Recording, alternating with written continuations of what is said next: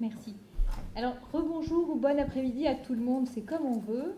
Donc, il faut engager la vitesse de croisière pour un vendredi après-midi où il y a quand même 2 séances de réflexion, donc qui prolongent tout ce qu'on s'est déjà partagé avec des nouveaux interlocuteurs, des nouveaux intervenants. Et donc, le titre que l'on a choisi pour cette session, c'est le suivant: Établir les droits humains des personnes, ce qui est quelque part un titre générique pour l'ensemble du colloque, mais aussi cette question que l'on accepte de prendre de front cet après-midi pour cette première partie, donc des statuts et des légitimités différenciées pour les parents. Donc nous sommes 2 co-animateurs, Ronan Kermarek qui est donc directeur à l'UDAF et moi-même, donc sociologue ici à l'UBO. On a 4 interventions avec 5 personnes, dont 2 qui sont à distance. Donc il y a un effort de vigilance décuplé, mais merci aux collègues qui ont aussi accepté d'être là en distanciel, de bien vouloir, d'avoir accepté de contribuer à nos échanges. Et donc on va, sans plus attendre, donner la parole. Alors l'idée c'est 10 minutes, maximum 15 minutes, pour vous partager le temps, on est d'accord ? Et donc, pour garder un temps de discussion et de partage à la fin. Donc, sans plus attendre, on va donner la parole à Bibiana Greff, qui est professeure de droit, mais peut-être de manière une vision du droit assez large aussi. Donc, qui est professeure à l'École des Arts, Sciences et Humanités à l'Université de Sao Paulo au Brésil et qui intervient en direct du sud de la France où elle a une autre activité. Donc, merci beaucoup, Bibiana, de cette contribution. Et donc, on va tout de suite partager l'échange.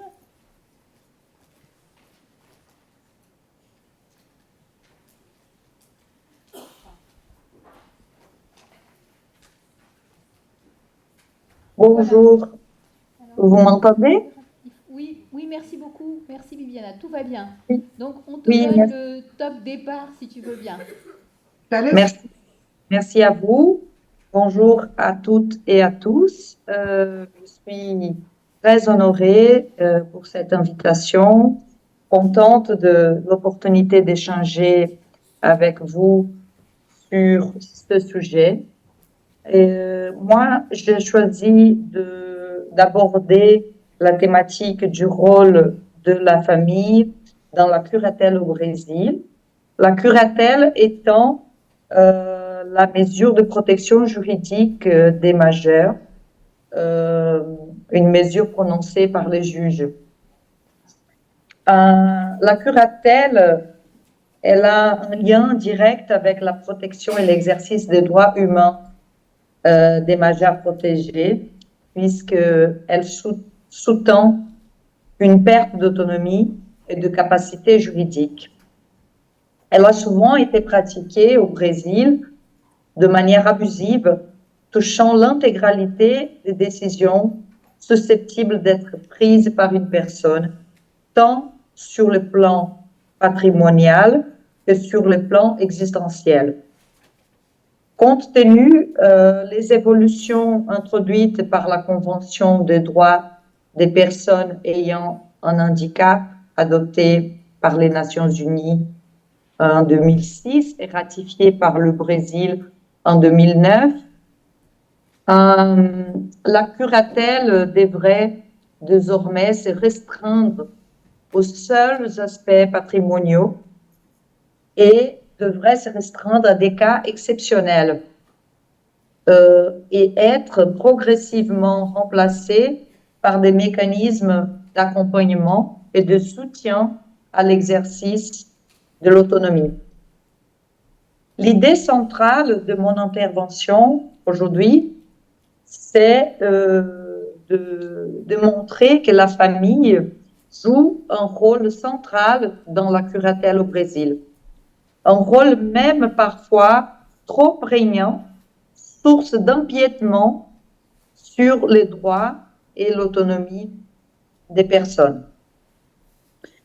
Pour développer ce propos, je vais parfois m'appuyer sur des exemples concernant la curatelle à l'égard des vieilles personnes, même si le droit brésilien est clair en ce sens où l'âge avancé ne peut point justifier l'ouverture d'une curatelle, la vieillesse n'étant pas synonyme de perte d'autonomie.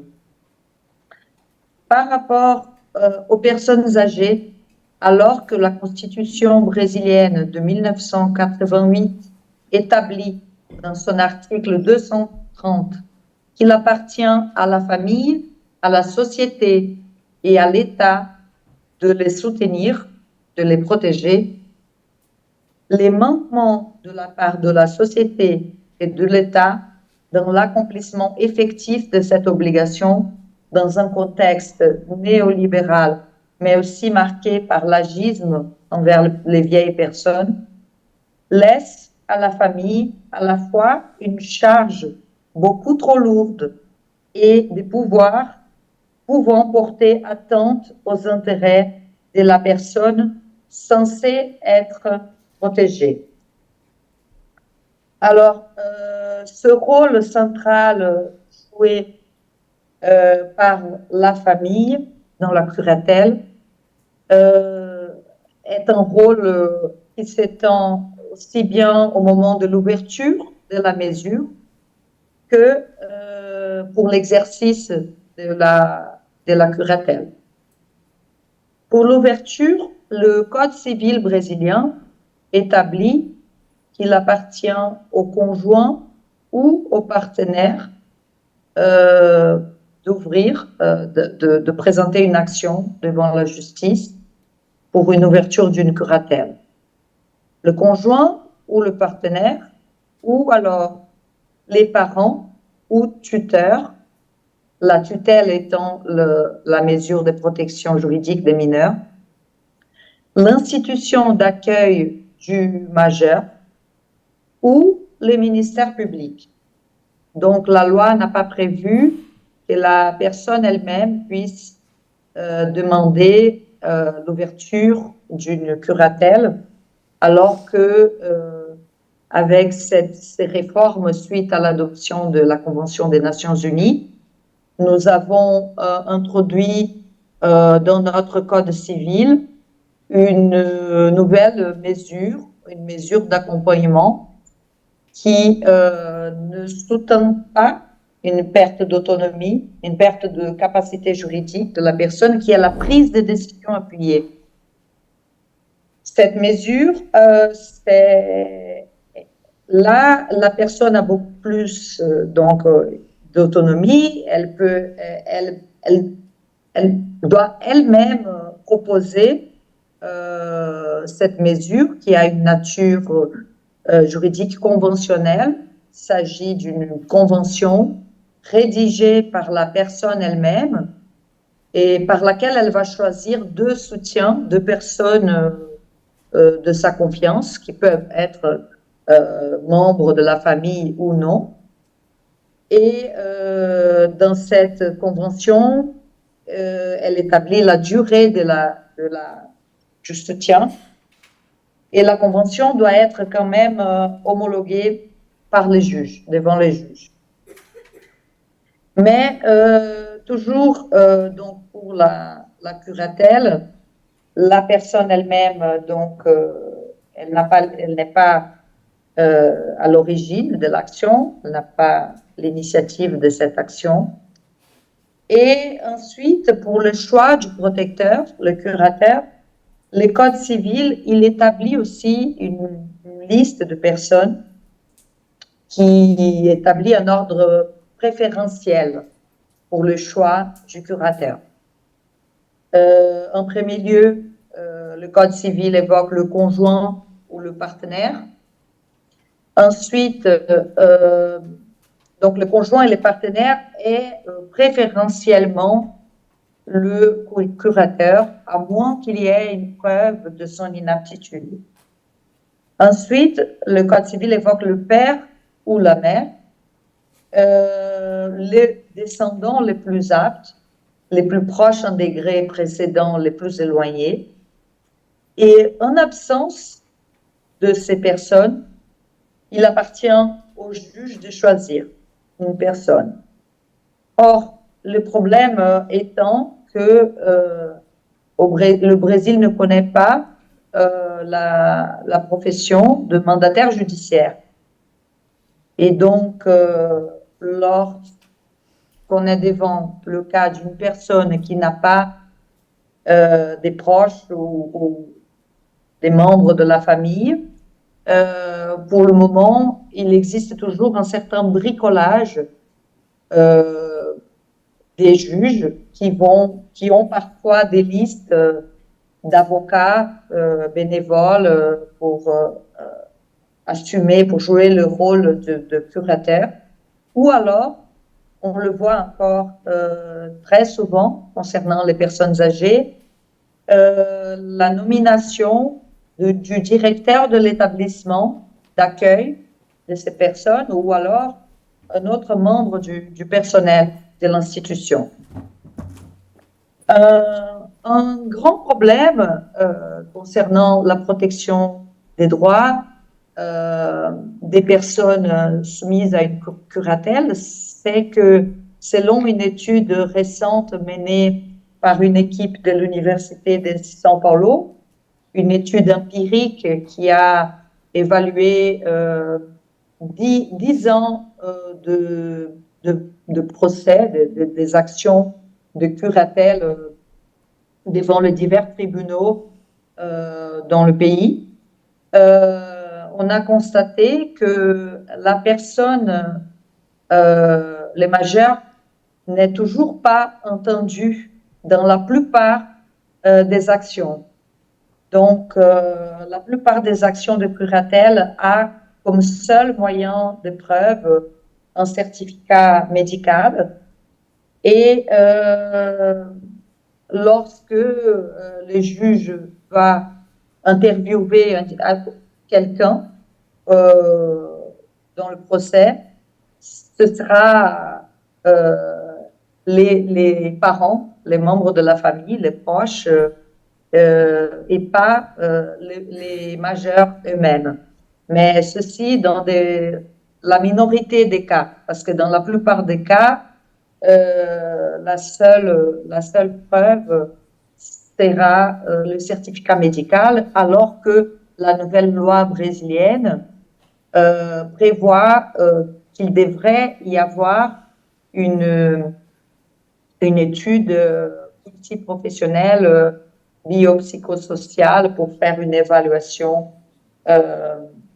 des capacités des personnes.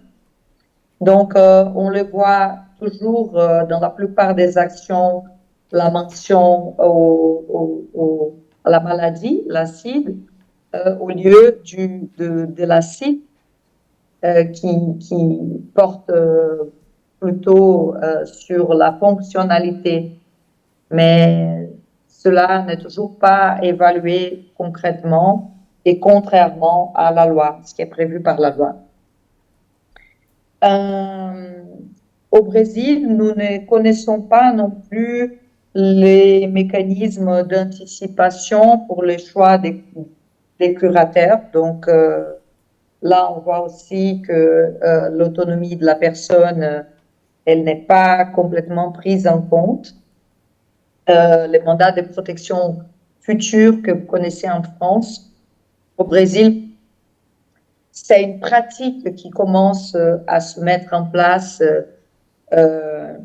auprès des notaires. Donc, les personnes enregistrent chez les notaires un instrument de protection future à travers lequel elles peuvent choisir un ou plusieurs curateurs. Mais c'est toujours une source d'insécurité juridique parce que ce n'est pas encadré par la loi et très peu de personnes connaissent cette possibilité. Il en va de même pour la nouvelle mesure de soutien, la prise de décision appuyée.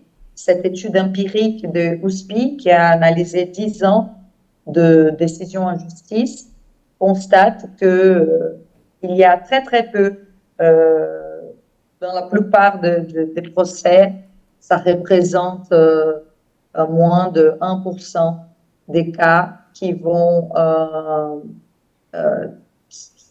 où il s'agit d'une prise de décision appuyée. Donc, c'est un mécanisme encore qui est peu connu et peu pratiqué. au Brésil. Donc, pour conclure, quelques mots sur une expérience de travail auprès des institutions d'accueil de personnes âgées. Depuis quelques années, avec un groupe d'étudiants dans le domaine de la gérontologie, nous accompagnons un contrôle de ces institutions mises en place par une institution au Brésil qui s'appelle Defensoria Pública, qui est une des institutions qui exerce un contrôle voilà, sur ces institutions. Et là, on a pu constater que la pratique de la nomination du directeur de l'établissement ou alors du responsable juridique, ou alors on a même pu trouver des cas où les curatelles étaient encore sous la responsabilité d'un ancien directeur de l'établissement. Et nous observons une pratique encore généralisée de la curatelle, c'est-à-dire que nous avons interviewé des personnes qui avaient l'air, qui pouvaient s'exprimer très clairement sur leur vie, sur leur volonté, sur plusieurs aspects, alors qu'elles étaient sous curatelle totale, c'est-à-dire affectant aussi bien la gestion patrimoniale que les décisions personnelles. Et aussi, nous avons entendu des personnes âgées accueillies en institution qui étaient sous curatelle, que souvent la curatelle était sous la responsabilité d'un membre de la famille. Et lorsqu'on demandait comment étaient les relations avec cette personne, ou quand avait été le dernier échange, la dernière visite de cette personne, souvent c'était des liens qui avaient effectivement été coupés. La personne n'avait pas un contact avec le membre de la famille, n'avait pas ne serait-ce que un peu d'argent de poche pour pouvoir effectuer des petits achats. Donc, malheureusement, et on observe encore dans la plupart des institutions d'accueil des personnes âgées, que même l'entrée en établissement est déterminée par la famille. Les contrats sont signés par les membres de la famille et pas par la personne elle-même. Et donc, pour conclure ce bref propos ici, en ce qui concerne la curatelle au Brésil, il me semble que il y a beaucoup trop de place pour les membres de la famille, ce qui est source d'abus et faute d'alternatives aussi des curateurs ou des mandataires professionnels, ou en absence de plus de contrôle de la part de l'État et de la société, il y a encore des grandes violations, d'importantes violations des droits de l'homme, des droits humains et de l'autonomie des personnes sous une curatelle qui ressemble plus à des mesures d'interdiction, effectivement, que des mesures de protection juridique. Je vous remercie de votre attention. Merci beaucoup. Alors, merci. Donc, la règle du jeu, c'est qu'on discute l'ensemble des choses à la fin, puisqu'on est dans un temps contraint. Il faut qu'on garde bien à l'esprit, du coup, les questions que les uns et les autres, on aurait envie de te soumettre, du coup, Bibiana.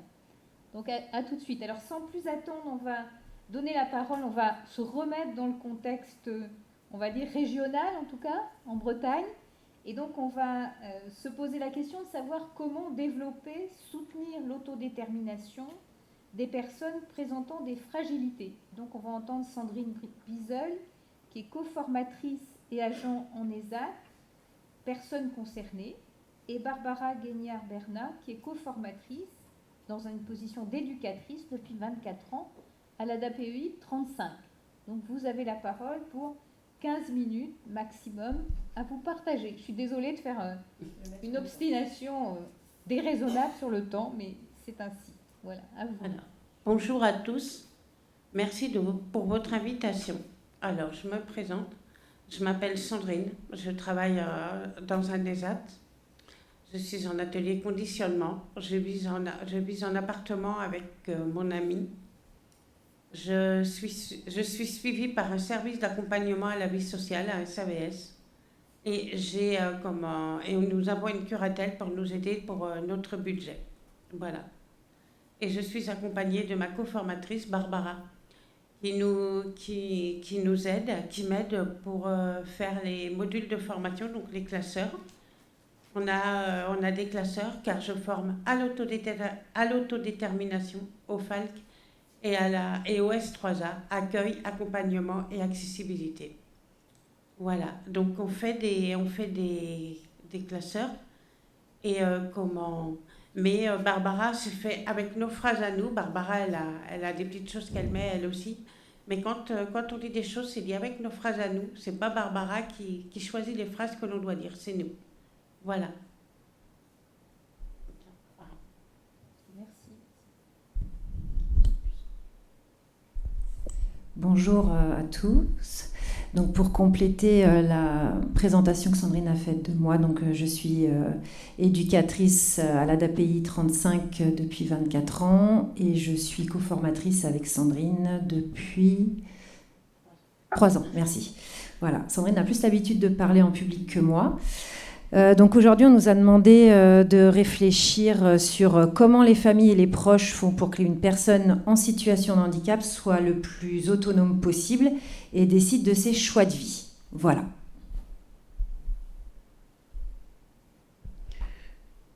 Comment vous aider à être autonome, à être autodéterminé? Je vais d'abord vous dire, c'est quoi l'autodétermination? Je vous donne ma définition de l'autodétermination. Je parle de moi, je parle pour moi, je dis ce que je pense et ce que je veux. Autodétermination. Auto veut dire moi, détermination veut dire je décide. Donc Nige a été le premier à évoquer le mot autodétermination pour les personnes qui présentent des incapacités. C'est pas très joli, mais c'est comme ça qu'il l'a amené en 1972. Il a dit que c'était le droit des personnes qui présentent des incapacités. C'est pas très joli, mais c'est comme ça qu'il l'a nommé. C'est le droit pour les personnes qui présentent des incapacités de gouverner leur propre vie. Ensuite, il y a en 1900, je ne sais plus combien. Non, en 1985, il y a 2 professeurs en psychologie et en sciences sociales, M. Ryan et M. Dessy, qui ont de nouveau réfléchi sur la notion d'autodétermination pour les personnes déficientes intellectuelles. Ils l'ont conceptualisée, ça s'appelle la théorie de l'autodétermination, on ne va pas vous la...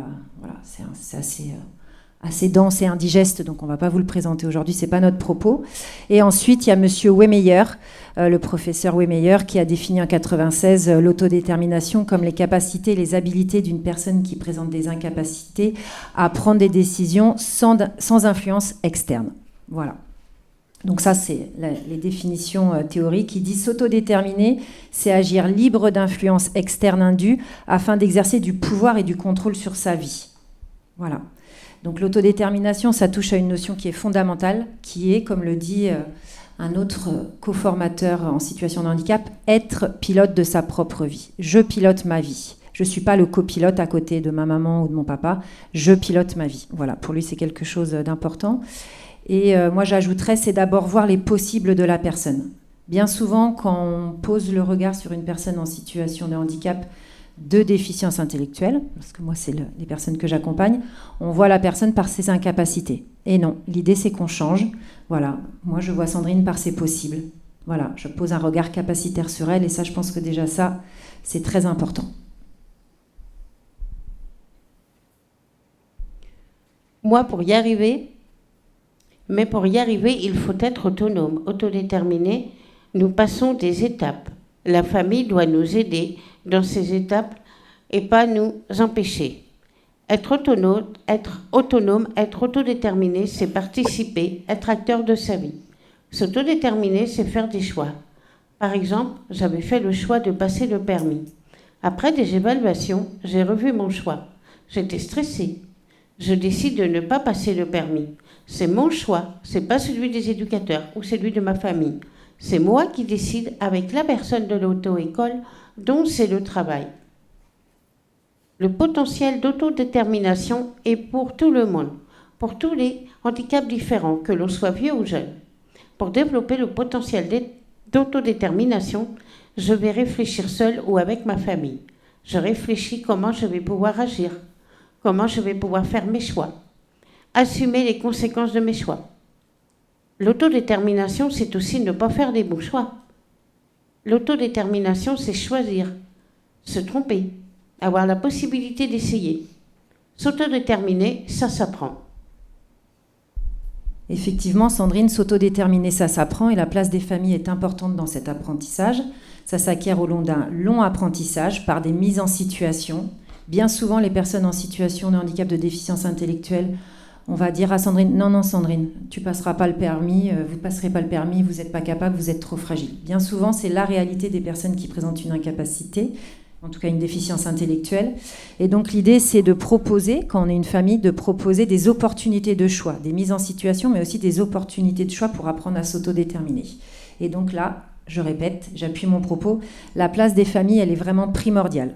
Il importe d'engager un dialogue, voilà, la famille, avec nous, des fois les éducateurs, d'engager un dialogue sur la notion de vulnérabilité et de risque. Bien souvent, il y a un amalgame qui est fait entre une personne qui a des besoins spécifiques, qui a une déficience intellectuelle ou motrice aussi, et on va dire, voilà, non, pas de mise en situation, pas de risque. Eh ben non.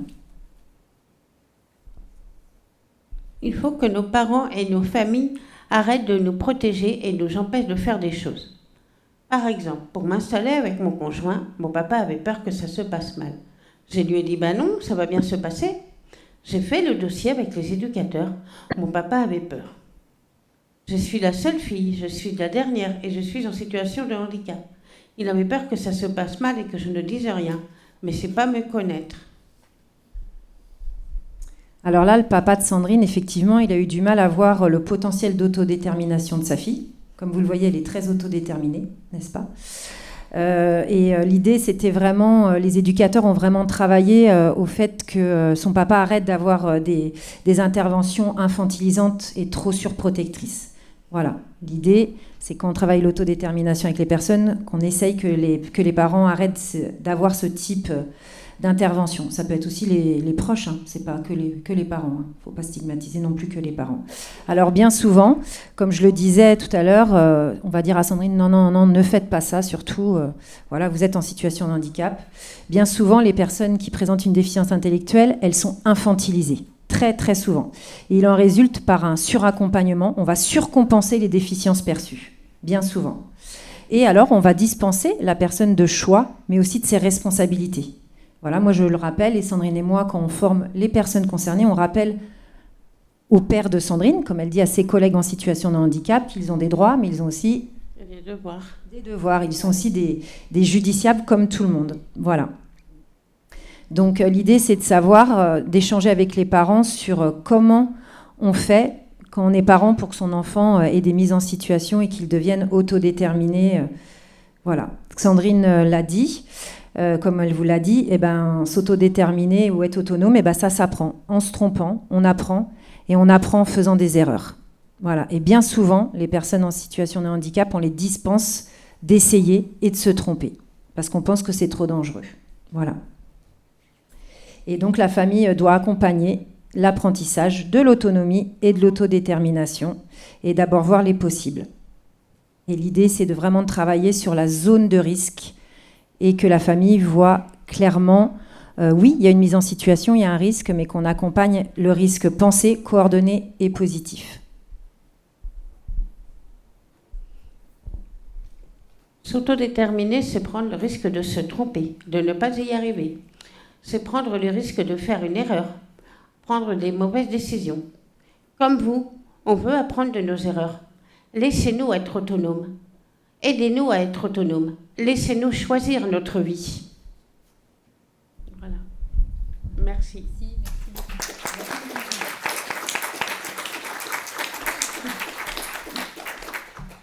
Alors bravo pour les temps sociaux dont vous tenez parfaitement compte, à la fois Bibiana et puis vous deux aussi.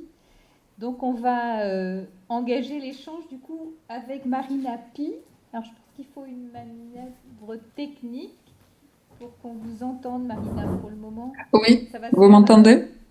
on vous entend très bien, non? Juste la manœuvre, c'est plutôt pour vous voir. Mais comme on a besoin de tous nos sens cet après-midi, on va attendre une seconde pour bon. vous donner la parole. D'accord? Ok. Alors, ça y est, merci. Alors, Mhm. donc, on va entendre Marina Pi qui va intervenir sur un titre qui est assez long, mais vous allez pouvoir nourrir tout ça aussi. Comment protéger contre la protection? Donc, l'expérience d'une longue bataille juridique d'une mère contre les abus et négligences dans le cadre de la tutelle de son enfant confiée à une association tutélaire. Donc, des premières instances jusqu'aux instances comité de l'ONU et la CEDH. Donc Marina Pi, vous êtes à la fois parente d'une personne autiste, mais aussi juriste sur le droit du handicap, au titre de plusieurs institutions en anglais, dont je vous passe l'audition de mon mauvais anglais. Donc je vous laisse nous les partager si vous voulez, puis on vous donne la parole pour 15 minutes. À vous, Marina. Merci. Je voudrais partager mon écran si je fais la manipulation. Est-ce que vous voyez mon écran? On voit votre écran. En Et bas de vous voyez l'écran, mon... vous avez une icône partager l'écran en vert. Oui, ce que je fais. Oui, share, ok. Dernière manip. Là maintenant, vous voyez mon PowerPoint? On voit votre PowerPoint et on ne vous voit plus. Bon, c'est moi ou PowerPoint, qu'est-ce que vous préférez? Alors ça, c'est vous qui décidez. Je pense que mon PowerPoint est plus important. Très bien. Tant que vous Voilà, m'attendez. et puis vous l'arrêterez au moment de la discussion après. Donc à vous. Ok. Donc, merci encore une fois pour avoir accepté ma contribution malgré son titre provocateur, que j'assume entièrement. Donc, comment protéger contre la protection? Tout à l'heure, donc, il était dit sur les problèmes qui apparaissent dans les différents contextes juridiques par rapport à tutelle ou curatelle exercée par les parents. Moi, je parlerai plutôt des mêmes problèmes, enfin des problèmes qui apparaissent dans le cadre de tutelle confiée à un professionnel, qui est mon cas personnel, donc notre cas personnel, avant de passer à le cas concret de mon fils, que je ne peux pas nommer par son prénom parce que pour la simple raison que je ne suis pas sa tutrice. Je veux brièvement rappeler le contexte juridique qui était déjà rappelé, j'imagine, hier. J'ai pu suivre que 2 interventions et aujourd'hui aucune, mais j'ai entendu qu'on a parlé maintenant de rôle des familles, etc., donc le cadre juridique. Je rappelle juste qu'un des axes des réformes de 2007, c'était justement la priorité familiale, et comme il a noté à l'époque dans le débat parlementaire le ministre de Justice d'alors, une protection doit alors être envisagée d'abord au sein de groupes familiales protecteurs naturels. Avant toute désignation d'un tiers, ce qui est impliqué dans l'article 454, qu'un tiers peut être nommé qu'aucun proche est proche dans le sens défini large. C'est aussi quelqu'un qui entretient une relation stable et régulière avec la personne, ne peut assumer cette fonction. Qu'est-ce qui est l'année en réalité? Donc, 7 ans après cette loi, le constat des cours de compte dans le rapport de 2016, ce qui est tendance est plutôt inverse. Tendance est de confier plus en plus les mesures à un professionnel qui dépassait à l'époque la moitié des cas. Le Cour des comptes préconise se saisir d'opportunités de déjuridiquer, excusez-moi, mon français, la mesure en utilisant cette nouvelle possibilité d'habitation familiale qui est apparue en 2015. Et 7 ans après, donc en effet, on voit qu'il y a un grand nombre de mesures sur habitation familiale, puisqu'un tiers. Par contre, dans les mesures restantes, c'est presque trois quarts des mesures qui sont toujours confiées à personnel. Ce qui nous empêche de parler d'inversement de la tendance, il y a toujours presque moitié des mesures confiées à un professionnel. Je ne veux pas généraliser, et mon propos est pas du tout de dire que toutes les mesures confiées à un professionnel, c'est un mal, et toutes les mesures confiées à une famille, c'est la seule protection des droits. Mon propos, c'est plutôt dire que le cadre tutélaire tel qu'il existe en France aujourd'hui, c'est déjà très problématique, et au lieu de protéger la personne, ça protège rien du tout, ça expose plutôt la personne à la violation de ses droits. Et comme le note justement la même Cour d'appel dans son rapport, ce qui inquiète la Cour des comptes, qui est pas du tout à s'inquiéter des impacts sociaux, des impacts juridiques de ce cadre existant, mais plutôt un impact financier, ce qu'il fait, mais quand même elle note qu'il y a un très faible niveau de contrôle des mesures. Et surtout, il part de ces risques élevés pour le respect concret des droits des personnes. Et pour la première et peut-être unique fois, d'après moi, en tant qu'instance officielle, elle parle des privations, en tout ou en partie, des libertés des personnes sous protection et de l'absence de recours pour ces personnes. Ça, c'est très important justement dans le déroulement de notre propre cas ou affaire. Il est beaucoup dit, il sera encore beaucoup dit sur l'interprétation qui fait le conflit donc des articles 12.4 des CDPH. Quant aux mesures relatives à l'exercice de la capacité juridique, certains disent que ça peut être une décision substitutive, certains non, mais personne n'a jamais contesté que la primauté est à la volonté et à la préférence de la personne. Or, pour moi, la question qui reste pour vous, comment est-ce qu'on peut connaître la volonté et la préférence de la personne sans connaître la personne de ce qui se passe dans la plupart du temps quand tutelle, je parle vraiment des tutelles parce que curatelle, pour moi, je connais en théorie, mais je n'ai pas d'expérience pratique de cette mesure. Mais dans la tutelle, la personne ne décide rien pour elle. Et la personne qui est le tuteur professionnel, qui connaît à peine et pas du tout, dans notre cas c'était comme ça, la personne protégée, qui est censée protéger, comment est-ce qu'il peut connaître les volontés de préférence? Voilà, la question reste ouverte pour moi.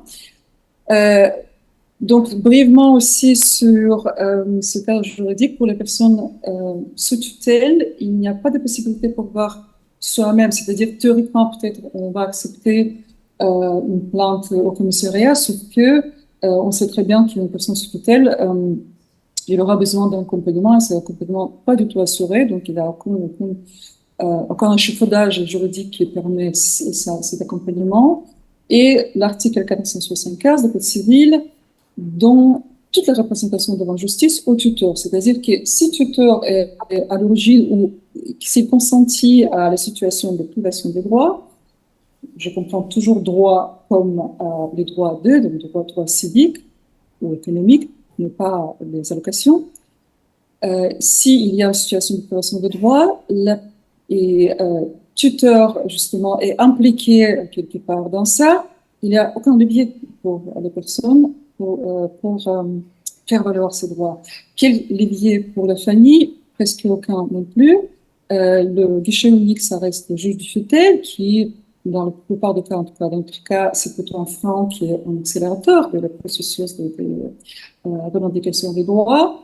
Il y a aussi la procédure prévue dans les articles 421-22 du Code civil, procédure contre l'État pour les défaillances des mesures de protection.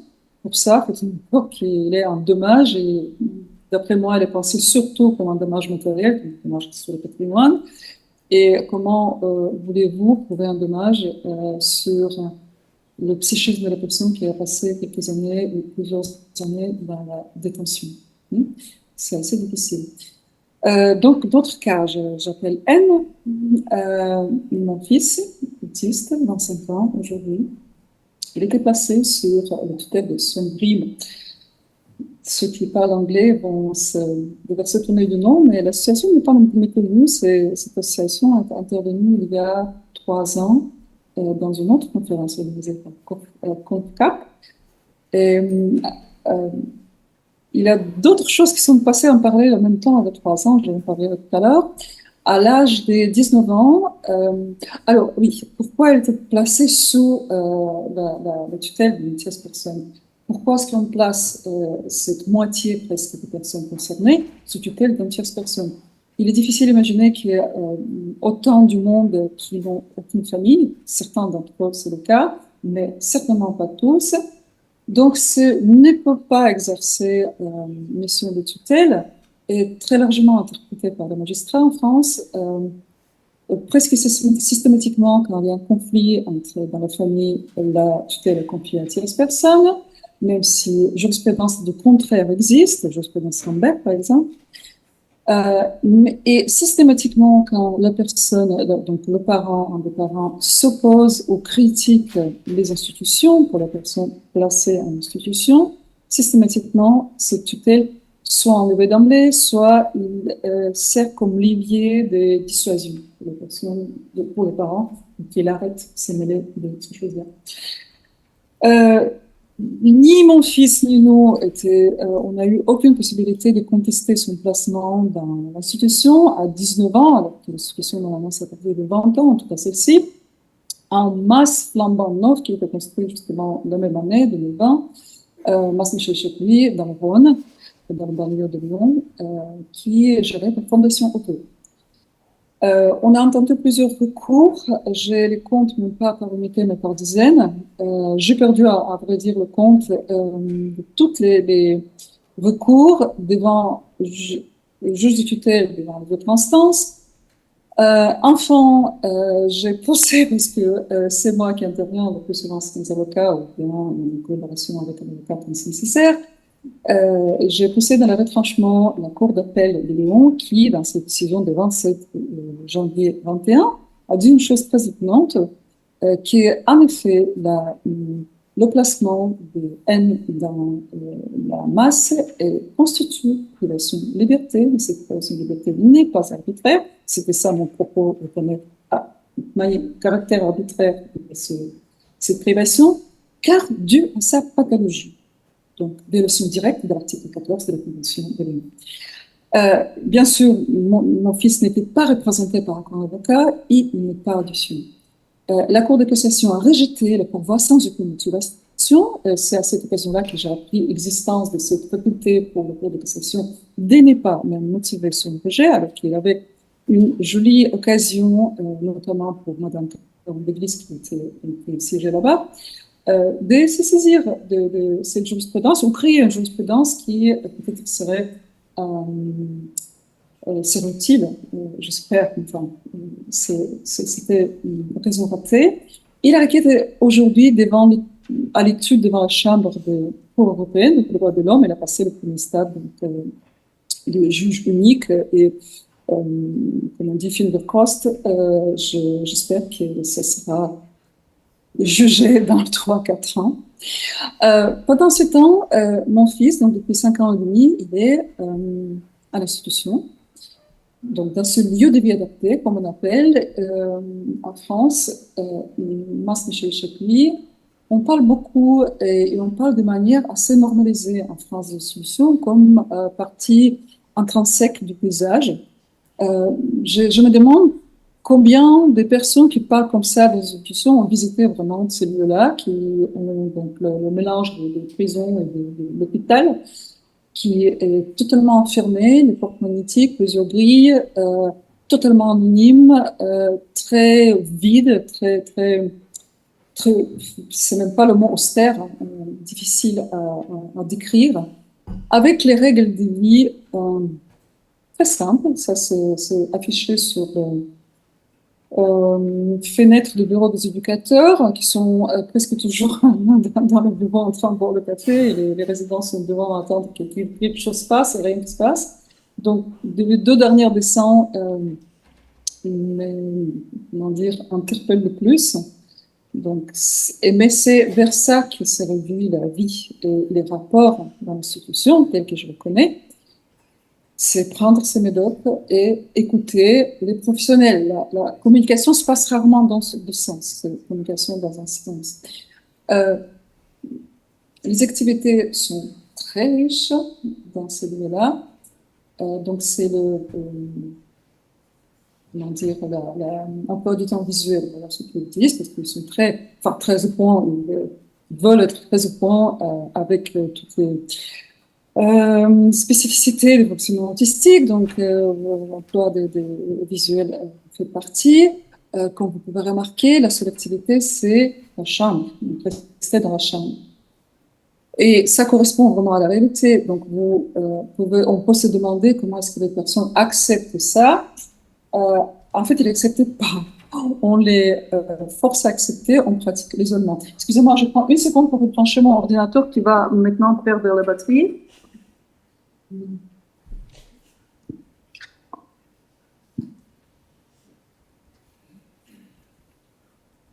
Voilà, je sais fait. Donc, isolement pratiqué dans les établissements éducatifs, c'est une réalité. C'est une réalité que tout le monde va passer sous silence. Mais ça existait avant et ça c'est beaucoup désinhibé à partir de crise de Covid. Si j'avais le temps, j'aurais expliqué de notre affaire avec qu'on a porté devant le Conseil d'État avec l'organisation de autistes Validity Foundation qui concerne justement ces questions-là, mais j'ai pas le temps pour ça. En mai-juin, on a constaté justement après le premier confinement, en revenant visiter mon fils, parce qu'il était interdit, lui, de nous visiter, de sortir de cette masse. En le visitant, on constatait qu'il y a lieu l'isolement dans la chambre, en plus avec les toilettes, salle d'eau fermée, ce qui forçait mon fils à uriner par terre. On l'a découvert dans une chambre comme ça en matin. On a aussi remarqué que les autres résidents sont fermés pour le signer, ce qui est un bruit dans la porte. Donc, on a saisi le tuteur, on a saisi l'ARS. La réponse du tuteur, c'était que c'est le fonctionnement de la masse, ils n'ont rien à dire. D'ailleurs, je marque ici que le président de GRIM, M. Patrick Pozzo, c'est aussi le président du comité d'éthique de Fondation de vie. Donc, sans parler de conflit d'intérêt, on peut imaginer quel peut être le regard indépendant sur ce qui se passe, le tuteur, ce qui se passe dans la masse. La réponse de l'ARS, c'était, puisque le tuteur est d'accord, l'ARS est une maladie. Donc, tout était normal. En juillet 2021, j'ai décidé de saisir un tribunal correctionnel de Lyon avec la citation directe contre GRIM. D'ailleurs, donc tout ça s'est passé en même moment quand GRIM intervenait à la conférence des confrères de droit en juin 2021 avec un propos sur l'inclusion. Mais ça, je n'ai pas écouté le propos, mais après, j'ai trouvé le nom des mêmes personnes, la directrice, qui était à la barre dans le tribunal correctionnel et j'ai demandé de retirer le mien, parce que j'ai demandé aussi à cette conférence. C'est pas abouti parce que le tribunal correctionnel, qui était pas très chaud déjà de trancher il a procrastiné comme il pouvait, il a annulé une fois une audience au dernier moment, alors qu'il est venu de 1200 km pour assister à cette audience. Et finalement, en juin 2022, il a rejeté cette saisine au motif que, n'étant pas le tuteur, on ne peut pas se pourvoir en justice pour les victimes, donc mon fils. Et la question étant toujours comment est-ce que le tuteur pourrait se pourvoir contre lui-même en justice. Donc, j'ai oublié de mentionner que c'est les articles mentionnés, donc c'est l'article pour la non-dénonciation de la maltraitance et pour abandon dans les lieux de la personne qui ne peut pas se défendre. Paradoxalement, en loi française, il n'y a pas d'article de code pénal qui prévoit les sanctions pour la maltraitance même. veut croire ou pas, ou vérifier dans le code pénal, il y a la sanction pour la non-dénonciation, mais par le maître d'enseignement. Et pourtant, cette action juridique n'était pas pour rien, parce qu'on a pu, donc l'avocat des parties, il a son... excusez-moi, je suis un peu... Ah oui, oui, excusez-moi. Alors, voilà, je suis là. Je ne sais pas si ça voit, donc c'était estampillé par avocat des Grimm, qui, dans sa, je sais pas, bonne foi, nous a communiqué le protocole médical qui régissait ou je régis cet isolement. Il s'agit d'une ordonnance d'un psychiatre. Au dernier moment, j'ai décidé de cacher son nom parce que je pensais que c'est quand même touche à quelque chose de personnel, mais j'aimerais bien que son nom connaisse aussi. Bien sûr, j'ai caché toutes les informations sur mon fils. Les personnes qui ont habitude des prescriptions d'isolement, je pense que c'est l'intervenant qui va intervenir juste après moi, peuvent s'étonner et pas pour une simple raison. En fait, isolement en France, depuis quelques années, est régi par l'article 3222.5.1 du Code de santé publique et prévoit qu'ils peuvent avoir lieu, l'isolement, uniquement en milieu hospitalier, uniquement sur prescription médicale, motivée et en cas de danger imminent comme dernier recours. Il n'y a rien de tout ça, il n'y a aucune motivation. Ça se passe dans un établissement médico-social et pas hospitalier, et en plus, c'est conçu comme un protocole, c'est-à-dire comme quelque chose de régulier. Mon fils est enfermé entre 20h et 7h, 11h en continu, plus 1h30 pendant les siestes, le temps pour dépasser largement, plus 30 minutes après chaque activité.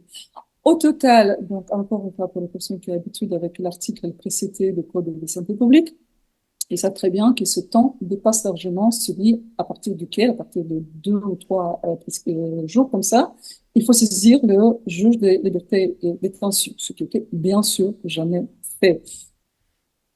Donc, isolement, un établissement médico-social, il sort de tout cadre légal.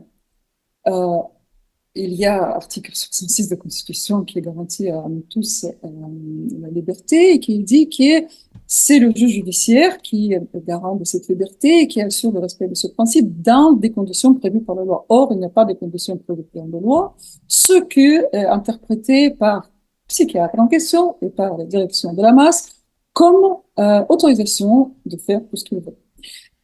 L'article 311.3 du Code Action sociale et famille, modifié en 2015, a rajouté ce droit d'aller venir librement, sauf qu'il n'y avait aucune mesure négative ou répressive qui était prise par rapport à la violation de ce droit. Donc ça reste une déclaration de bonne intention plutôt. Et à la fin, donc ce article que j'ai précité déjà parle donc limite intervention, limite isolement et contention uniquement cadre hospitalier. Merci Oui. Marina. Je pense que on va s'arrêter là pour l'intervention parce que Ah bon? on va reprendre tout ça parce qu'on est au-delà des 15 minutes et on va Ok, passer la parfait, parole à écoutez. Monsieur Ledin et on va effectivement garder tout ça dans le champ de réflexion puisque vous avez bien montré en fait l'importance de la mise au travail du droit ou des droits dans différents contextes, mais qui sont quelque part extrêmement emboîtés. Donc c'est aussi le chevauchement des droits qui est une question qui est effectivement extrêmement importante à partager. Donc on va passer la parole tout de suite à Baptiste Ledin, et puis après on revient.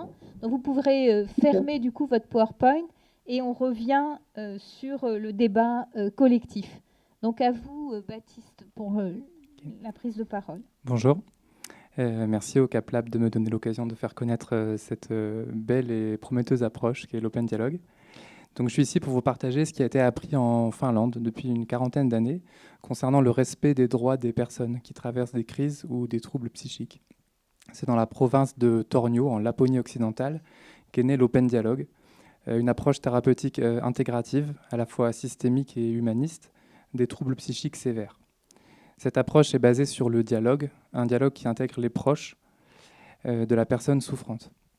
Les résultats de cette recherche-action ont dépassé les espérances, puisque dans cette région, l'incidence de la schizophrénie, qui était une des plus élevées au monde dans les années 70, est devenue la plus faible aujourd'hui. En plus d'offrir un espoir de rétablissement pour les personnes vivant avec divers troubles psychiques, l'approche s'est distinguée par son respect immense des droits humains fondamentaux. Elle a été recommandée par l'Organisation mondiale de la santé en 2021, par la Commission de bioéthique du Conseil de l'Europe en 2023, ainsi que par la Commission des droits humains des personnes en situation de vulnérabilité. En quelques mots, l'Open Dialogue, c'est une manière d'organiser les soins sur un territoire et c'est également une manière d'être en relation avec les personnes vivant une crise ou des troubles psychiques. L'objectif de la recherche-action qui a débuté dans les années 80 était d'apprendre comment limiter les hospitalisations et les privations de liberté en allant vers des soins moins protocolisés et donc en explorant par le dialogue en quoi chaque situation est unique et détient ses propres ressources. C'est dans ce contexte que les proches ont été invités à partager leur voix de façon systématique lors des entretiens entre soignants et soignés, et qu'on s'est rendu compte que les personnes se rétablissaient davantage. Plus de retour à l'emploi ou aux études, moins d'invalidité sociale, moins d'hospitalisation, moins de recours aux médicaments. Aujourd'hui, l'approche a diffusé à une quarantaine de pays. En France, elle est présente au sein des centres hospitaliers de Marseille et Mulhouse, et de façon associative à différents endroits. Alors, de quelle façon cette approche contribue-t-elle au respect des droits fondamentaux ? On pourrait dire que l'Open Dialogue a été spécialement conçu pour contrebalancer les dynamiques de pouvoir et de domination qui sont inhérentes à la relation soignant-soigné, et d'autant plus en psychiatrie. Le cœur de l'Open Dialogue, c'est la réunion du réseau, cette rencontre entre l'équipe de soins, la personne et ses proches. Lorsqu'un appel est passé au service d'urgence par une personne concernée ou un proche, les professionnels de santé organisent rapidement une rencontre dans le lieu et aux horaires qui conviennent le mieux à la personne, chez elle ou dans un centre. La rencontre dure en général 1h30 et sert à exprimer ce que chacun ressent et comprend de la situation. Les professionnels n'y ont pas un rôle d'expert diagnostiqueur, mais de facilitateur du dialogue. L'accent est mis sur les mots et les émotions plus que sur les symptômes. Il s'agit d'élaborer une ou des compréhensions partagées de la situation. À la fin de la réunion, les participants décident ensemble de la prochaine étape. La prescription de médicaments n'est pas systématique, car le dialogue apaise en partie les symptômes et génère de multiples propositions et ressources pour traverser la crise. Ils peuvent choisir de se réunir à nouveau dès le lendemain pour continuer le dialogue. L'équipe professionnelle sera la même aussi longtemps que nécessaire et quel que soit le lieu de soins convenu, que ce soit chez la personne ou à l'hôpital. Donc on pourrait dire que c'est un système hybride entre un soutien communautaire, profane, et un soutien professionnel. Il y a bien l'intervention de soignants professionnels, mais les écueils fréquents liés à la position d'experts extérieurs sont évités grâce à une série de principes pensés d'une façon à redonner du pouvoir d'agir aux personnes qui traversent une crise ou un trouble psychique. Donc je vais lister 4 de ces principes. Tout d'abord, c'est une intervention rapide et flexible qui permet à la personne et à sa famille de se sentir entendue. Donc, dans les 24 à 48 heures, on organise cette réunion en se basant sur le lieu et les possibilités de la personne. Ensuite, il y a le principe de polyphonie et de dialogue. Les participants se mettent en cercle, se présentent, et ce sont les personnes et leurs proches qui décident des sujets à aborder. Les 2 ou 3 professionnels présents ne sont pas des enquêteurs, je vous l'ai dit, mais des facilitateurs. Leur rôle est que toutes les voix soient entendues. Donc ils respectent les mots utilisés et la façon dont les personnes décrivent et comprennent leur expérience, sans utiliser de jargon, d'interprétation et sans se référer à un savoir autre. Quand les professionnels parlent, ils s'expriment de façon à pouvoir être réfutés. Un énoncé dialogique part d'un ressenti ou d'une expérience assumée. Il offre à l'autre d'en dire davantage. Il ouvre le dialogue. Et donc on fait confiance au dialogue et aux ressources qu'il génère plutôt que d'aller vers des solutions hâtives. Donc un des principes, c'est l'intégration des proches. Alors pourquoi et comment ? Alors ça peut être la famille, ça peut être le voisin, le psychologue, l'assistante sociale, le mandataire judiciaire. Il peut s'agir du réseau professionnel ou profane. C'est la personne souffrante qui choisit qui est présent. Intégrer les proches permet l'élargissement de la polyphonie, c'est-à-dire du nombre de perspectives et de voix qui sont partagées. Le dialogue généré permet de créer de nouveaux mots à mettre sur les expériences vécues, parfois rester sans mots ni pensées suite à des expériences émotionnellement extrêmes. Les proches sont donc des ressources en termes de sens donné à l'expérience, mais également en termes de soutien ou d'aide pratique. Les mobiliser réduit la médicalisation, les hospitalisations et les risques qu'ils entraînent. De plus, en considérant que c'est tout un système familial et non un individu isolé qui souffre, on peut accompagner plus précocement la personne à travers sa famille ou ses proches. Souvent, les proches sont les premiers à se plaindre, mais en l'absence de demande du souffrant, rien n'est possible la plupart du temps. En open dialogue, on va demander à la famille d'informer la personne de la démarche qu'on fait et de lui dire qu'à tout moment, elle peut intégrer le dialogue, d'autant plus facilement si les rencontres ont lieu chez elle. Et donc, on peut commencer l'accompagnement de la personne à travers sa famille, même si la personne n'est pas présente. Donc, dans une étude longitudinale sur 5 années réalisée, ils ont ainsi observé que la durée de psychose non traitée était tombée à 3 semaines en agissant ainsi, que 2 tiers des patients n'avaient pas eu recours aux médicaments antipsychotiques et que 83% avaient retrouvé un emploi complet. Par ailleurs, l'intégration des proches permet d'un point de vue éthique une triangulation, évitant à la personne en souffrance de s'effacer et d'être écrasée par l'autorité soignante qu'elle a en face d'elle. Leur présence crée un climat propice à l'échange, où toutes les voix sont entendues. Il s'agit de différentes perspectives qui valent toutes d'être exprimées et entendues. Parmi elles, la voix des soignants n'a pas plus d'importance. Elle doit s'exprimer avec modération et humilité. À la différence des thérapies familiales et systémiques classiques, le thérapeute n'est pas là pour identifier un dysfonctionnement et corriger la dynamique familiale. Les proches sont considérés comme des ressources, non comme des causes ou des obstacles, un peu comme dans l'éducation thérapeutique du patient. Alors comment le savoir et l'expertise propre des professionnels peuvent-ils s'intégrer à ce dialogue ? Donc une des originalités de l'Open Dialogue, c'est que pour exprimer leurs idées et ressentis, les professionnels vont utiliser des conversations réflexives, c'est-à-dire des moments où ils se tournent les uns vers les autres sans s'adresser directement aux personnes en présence. Donc à tout moment pendant la réunion, avec la personne et ses proches, ils peuvent choisir de se tourner les uns vers les autres et d'échanger avec authenticité sur ce qu'ils ressentent et ce qui se passe. Donc c'est un moment où les participants deviennent un peu comme spectateurs, ce qui les libère de l'obligation de réagir ou de répondre et leur permet d'être connectés à ce qui se passe à l'intérieur, à ce qu'ils ressentent, à ce dont ils ont envie ou pas. Et donc ils sont ainsi témoins des émotions et des réflexions qui mènent les professionnels à faire leurs propositions thérapeutiques. Ils peuvent choisir de s'en saisir ou non lorsqu'ils prennent à nouveau la parole. Cette transparence, qui est un principe essentiel dans l'open dialogue, est ce qui leur permet d'être sujet et non objet de soins. Aucune conversation n'a lieu en leur absence. On a découvert que le partage des émotions, notamment du chagrin, favorise l'ouverture et aide à passer d'un discours monologique, où on sait, on a raison, à un discours dialogique, où on est prêt à entendre l'autre. Réaliser que le soignant est touché participe à se sentir entendu et légitimer nos propres émotions. Ce qu'on ressent est humain. Les conversations réflexives, donc c'est comme ça que ça s'appelle, aident enfin les professionnels à tolérer l'incertitude et la peur qui peuvent accompagner de tels épisodes. Alors quel est le lien ? J'en ai déjà fait plusieurs, mais avec le respect des droits. Donc en tant que psychiatre, moi je suis sensible aux violences dites ordinaires, aux formes de manipulation, autoritarisme, chantage, menaces, information partielle, que les soignants peuvent utiliser pour faire accepter leurs idées et décisions. Et je pense que les soignants sont moins tentés de forcer dans une direction lorsqu'ils sont conscients que d'autres solutions existent. Donc déjà, quand le dialogue a offert un certain apaisement, il y a moins de médication prescrite. Ensuite, quand le dialogue a offert d'autres ressources et solutions, il y a aussi besoin de moins de mesures médicales et d'hospitalisation. Et pour reprendre l'expression de Hugo Dupont ce matin, il n'est alors pas question de consentir à une proposition, mais bien de choisir ensemble. C'est aussi possible parce que du coup, on entend le processus qui mène à la proposition des soignants. Et donc, comme je vous le disais, le dialogue et les conversations réflexives permettent de tolérer l'incertitude et la peur qui peuvent accompagner une situation de crise et parfois mener à des décisions hâtives et contraignantes.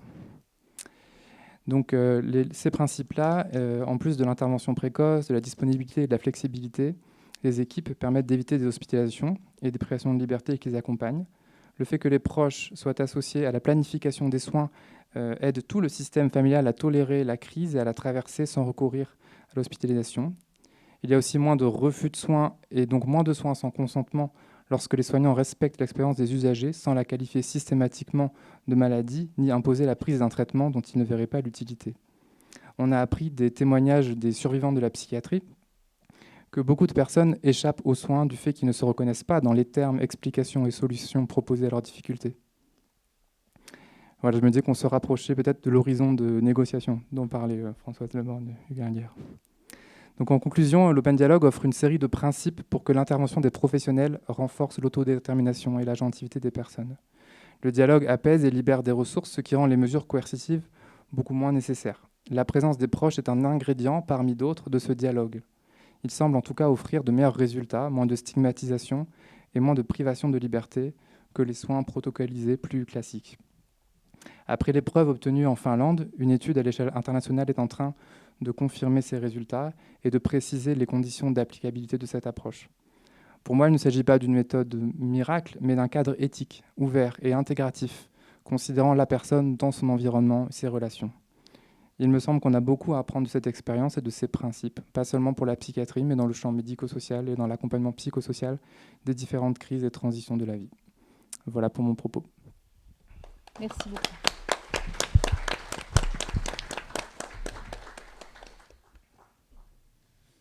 Merci. Donc, on a eu beaucoup d'interventions très, très riches pour le coup. Et je crois qu'on est au cœur du sujet, alors sur plusieurs aspects. Hein. On a vu la place de la famille auprès de la personne dans son autodétermination. Est-ce qu'elle est aidante? Est-ce qu'elle peut être un empêchement?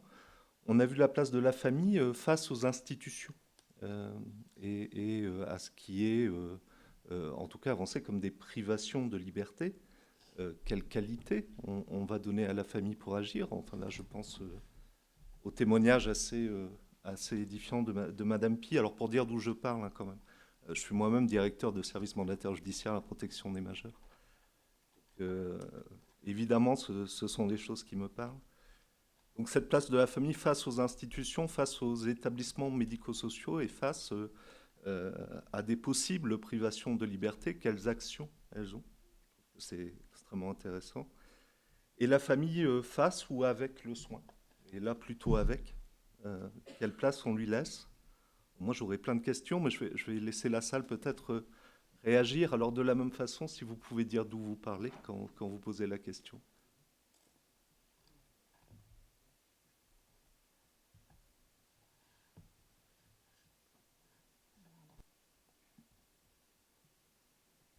J'avais aussi une question.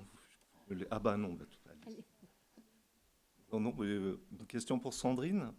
Tu parlais de curateur tout à l'heure. Oui, je suis sous-curatrice.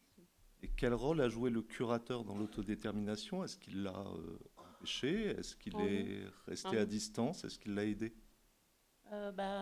Comment je lui avais dit, quand je suis allée la voir la première fois, je lui ai dit, celle que j'ai en ce moment, je lui ai dit que j'étais autoreprésentante et tout ce que je faisais. Et elle a dit qu'elle était pour ça, justement, que ce soit nous qui décidions pour nous et que ce ne soit pas eux. Et par exemple, pour signer quelques papiers pour les chèques vacances, par exemple, c'était une autre qui m'a dit, quand c'est sous curatelle, parce qu'à ce moment-là, il y avait... j'avais le droit de signer le papier sans elle. C'est-à-dire que c'était pas à elle de signer le papier parce qu'elle recevait des tas de papiers à l'association tutélaire. Elle recevait 25 papiers. Donc, elle a dit, mais non, arrêtez. Elle a dit, j'ai prévenu les AT. Et lundi, tu vas à les AT et c'est toi qui signeras le papier. Voilà.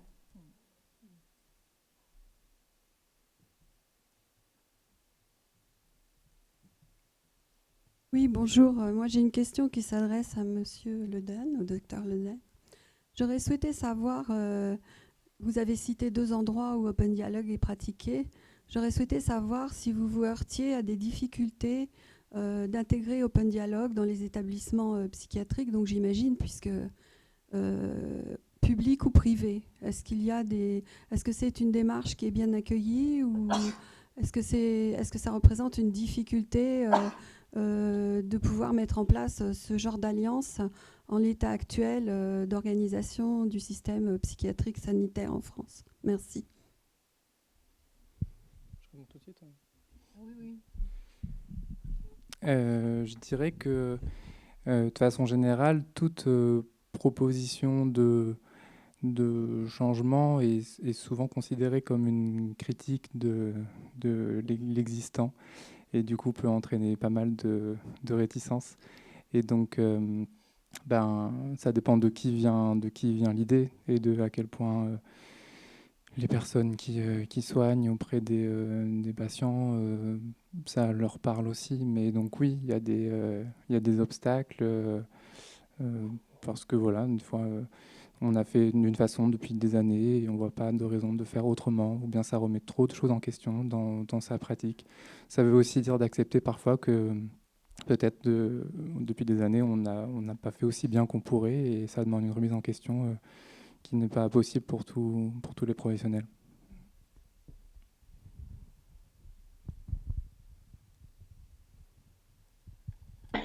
J'aurais une question aussi. Je ne sais pas si on peut, si on peut poser des questions. Bien sûr, allez-y. J'aurais une question au collègue qui a parlé à propos de l'open dialogue.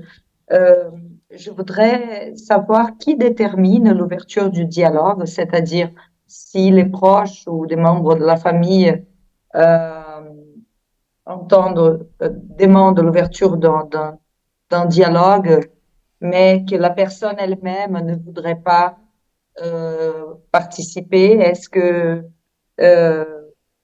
peut quand même ouvrir le dialogue sans la participation de la personne elle-même, ou alors si au cours des séances, en deuxième jour ou en troisième jour, si la personne voudrait abandonner ou que le dialogue s'arrête, est-ce que ça peut continuer? Et puis finalement, qui établit la notion de proche?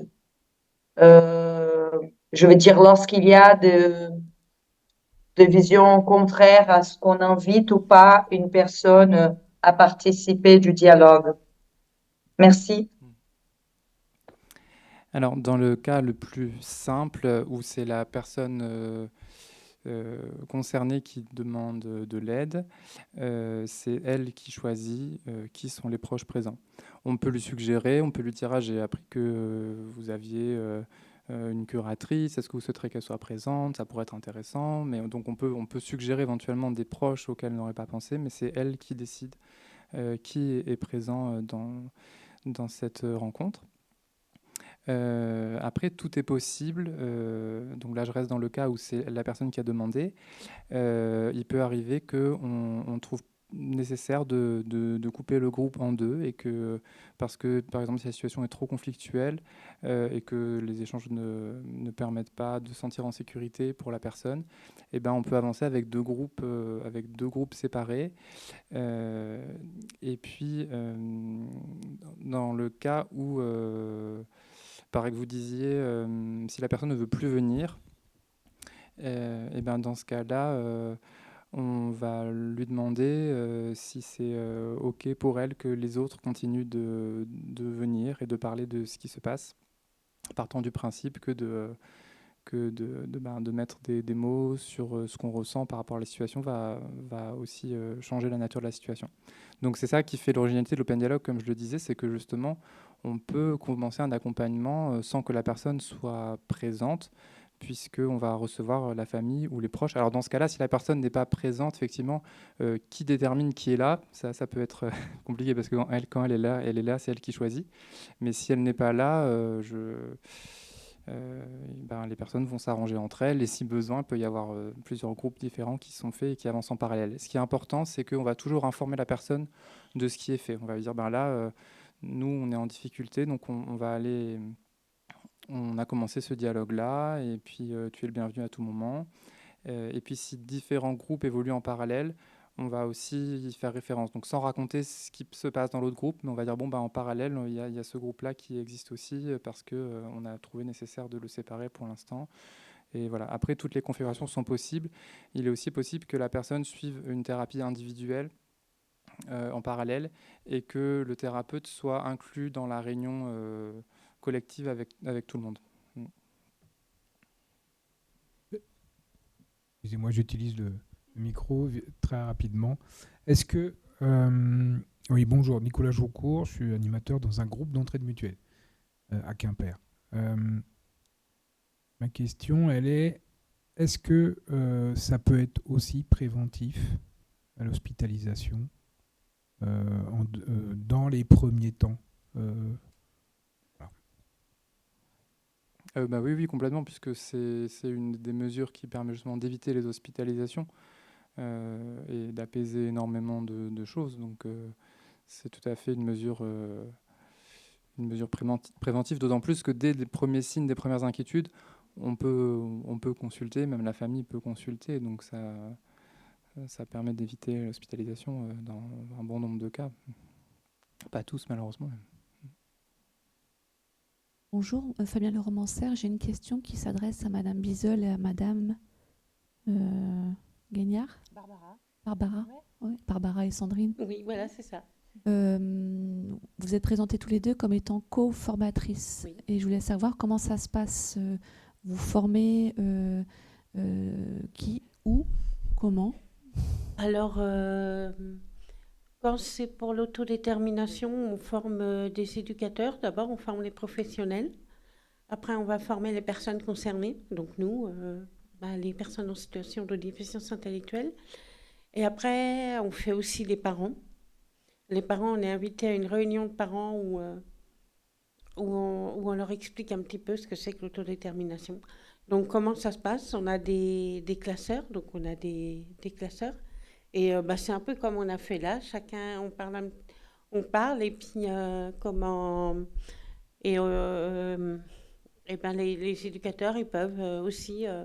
ils peuvent, par exemple, si quand on dit quelque chose, ça les fait penser à une personne du foyer, ou ils peuvent dire, tiens, ça me fait penser à ce truc-là. Voilà. Merci. Oui. Je peux ? Donc, comme l'a dit Sandrine, on propose à l'intérieur des établissements de la DAPEI un parcours à l'autodétermination professionnelle, personnes concernées. Après, on va à une réunion. Vous savez, dans les établissements, il y a souvent la réunion des familles. Donc là, on fait une toute petite intervention. Et après, on revient. Et la quatrième étape, c'est les professionnels et les personnes concernées. Voilà, comme le dit Sandrine, on vient revoir si les petites graines qu'on a semées, c'est soit le Stade Rennais, soit le Stade de France. Voilà, c'est comme ça qu'elle le dit. Voilà. Et là, on est amené à intervenir, à proposer ces modules de formation-là en dehors maintenant de la DAPEI. Voilà. Donc, on va commencer bientôt, comme pour le FALC aussi. Voilà, il y a des projets d'aller former les hôpitaux. Qu'est-ce qu'il y a d'autre? Il y a aussi des associations tutélaires, parler d'autodétermination avec les tuteurs aussi. Voilà. Et sur l'accessibilité, c'est ouvert à tous. Ça, c'est... Voilà.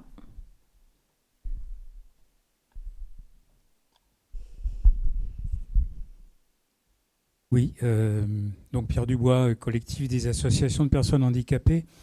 Je suis un peu désolé parce que alors je ne sais pas si c'est dû à moi ou à la sono, mais je n'ai pas tout à fait bien entendu les propos de Madame Pi, mais j'ai quand même bien compris que le parcours du combattant d'une famille pour faire valoir les droits de la personne protégée, c'était très très compliqué.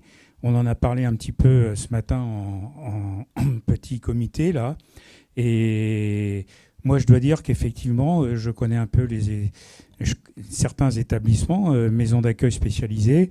Alors je ne parle même pas de l'épisode de la Covid, où les résidents ont été quasiment enfermés dans leur chambre.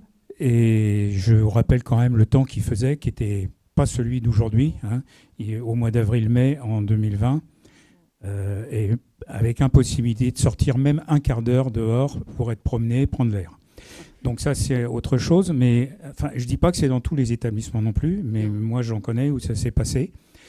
Et je dois dire aussi, la difficulté, c'est que les résidents, qui sont quand même des personnes lourdement atteintes. Par exemple, c'est une personne résidente qui est présidente du conseil de vie sociale, qui parfois a beaucoup de mal à s'exprimer, etc. Et qu'est-ce qui se passe? Souvent, c'est la direction qui prend en main le conseil de vie sociale. Ce qui est absolument... La direction doit répondre aux questions des résidents ou des familles. et quand elle mène la discussion, c'est pas tout à fait la même chose. Hein. Donc tout ça, ce sont quand on parle de faire valoir ses droits, on voit bien, et Madame l'a sans doute bien exprimé, même si j'ai pas tout bien entendu. Et là, pour aller vous vous rendez compte, pour aller jusqu'à la Cour européenne, c'est un parcours d'enfer, hein. Parce que déjà, pour aller au-delà des instances départementales, c'est quasi impossible. Les familles baissent les bras. Les familles baissent les bras. Bah oui. Et encore plus les résidents dans les établissements, bien sûr. Voilà, c'est un témoignage un petit peu plus qu'une question, mais je vais quand même compléter. Merci pour ce témoignage, merci beaucoup. Ce que je n'ai pas eu le temps malheureusement de dire, ce qui était très important, on n'est pas seulement allé devant la Cour européenne, on est allé aussi, parce que devant la Cour européenne, on est allé pour la privation des libertés de communication dans la masse. Pour les isolements, ce qui est encore privation de liberté à l'intérieur de privation de liberté, ce qui est en fait séparant de la torture, on est allé devant le comité de l'ONU et je voulais, enfin, j'ai pas le temps maintenant, malheureusement, donner quelques conseils.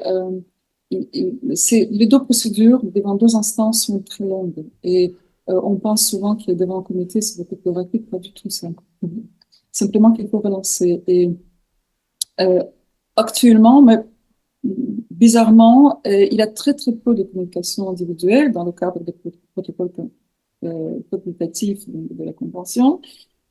Très très peu des saisines de la part des Français.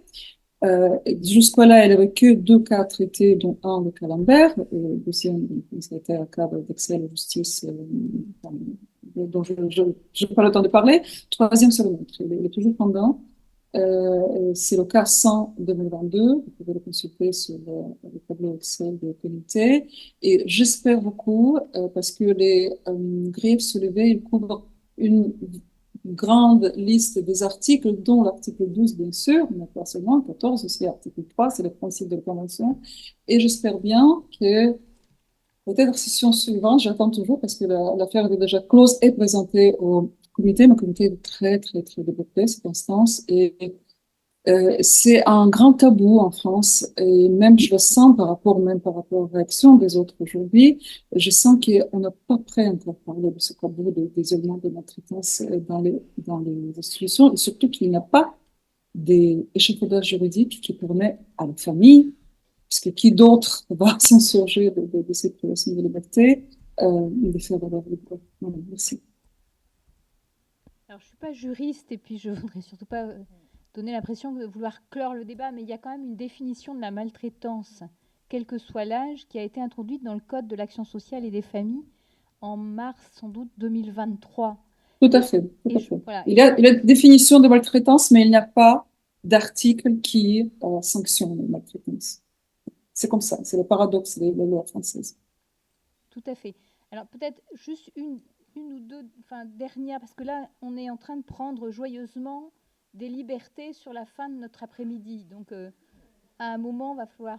la dernière intervention, je propose. Oui, je vais faire très court. Bon, petite remarque par rapport à ce que disait Pierre. On a pu garder du Covid un très mauvais souvenir, mais ça a permis à nos représentants des usagers aussi de faire évoluer les choses en intra-hospitalier. Donc ça, c'est peut-être un fait positif. Je vous cite 2 exemples à l'EPSM à Quimper. Nous arrivions avec notre table de camping et nos chaises, nous mettre sous un auvent parce que nous n'avions aucune possibilité d'aller dans le service, nous en tant que famille, ce que nous faisons toutes les semaines. Donc on a obtenu un petit salon, 2 petits salons pour pouvoir maintenant avoir un peu d'intimité avec nos proches. Premier point, ça c'est dû au Covid.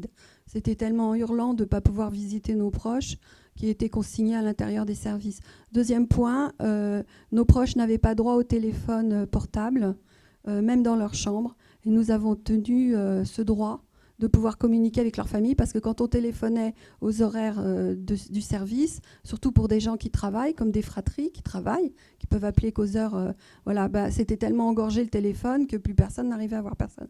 Moi, je voudrais poser, par rapport à vous qui faites un procès, je voudrais poser un autre cas extrêmement rapidement, qui est pourtant complexe, mais qui pose problème. Moi, je l'ai porté faute de pouvoir trouver des soutiens plutôt à titre individuel. La loi de 2005 est une loi qui donne un droit, en somme, universel aux personnes handicapées, quel que soit le type de handicap et quelle que soit l'aide apportée, qu'elle soit technique ou qu'elle soit humaine. Or, le décret de 2017 introduit des minorations de ce droit en matière de prestations de compensation de handicap. Et donc, on a vécu, je le fais très bref, on a vécu l'ouverture à d'autres types de publics, dont certains types de handicap qui étaient formels pourvus. Et il reste une chose qui est un énorme trou dans la raquette par rapport à l'accession à ces droits, c'est la PCH quand on est en établissement, qui reste restreint à 10%, c'est-à-dire une peau de chagrin, je vous le fais court, 1 à 2 heures par mois pour l'intervention d'un professionnel qui aide à tous les critères qui sont désormais les critères légaux d'accession à la PCH.